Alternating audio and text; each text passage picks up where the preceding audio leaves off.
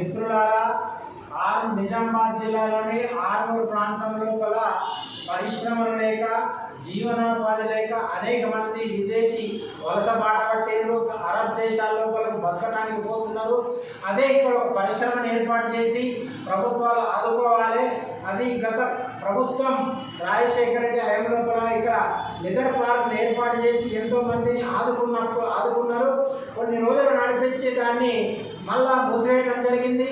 కావున ఈ leather పార్కుని open చేసి ఇక్కడున్న నిరుద్యోగ దళిత యువకులను ఆదుకోవాలని దళిత కుల పోరాట సమితి డిమాండ్ చేయడం జరిగింది. తెలంగాణ రాష్ట్రం ఏర్పడి 8 నెలలు కావస్తోంది. కార్పొరేషన్ రుణాలు ఎస్సీ ఎస్టీ బీసీ మైనారిటీలకు అందడం లేదు. సమాఖ్య రాష్ట్రం ఉన్నప్పుడు ఎస్సీ ఎస్టీ బీసీ మైనారిటీలకు అందాల్సిన రుణాలు అందినాయి. ఈ ప్రభుత్వం ఏర్పాటు నుంచి ఆ ఎస్సీ ఎస్టీ బీసీ మైనారిటీలకు కార్పొరేషన్ ద్వారా అందాల్సిన రుణాలు అందడం లేదు. అలాగే ప్రభుత్వం ఈ యువత మీద ప్రత్యేక దృష్టి సాధించి యువతను ఒక దారిన పడేటట్లు చేసి కార్పొరేషన్ రుణాలు అందించవలసిందిగా కోరుతున్నాం.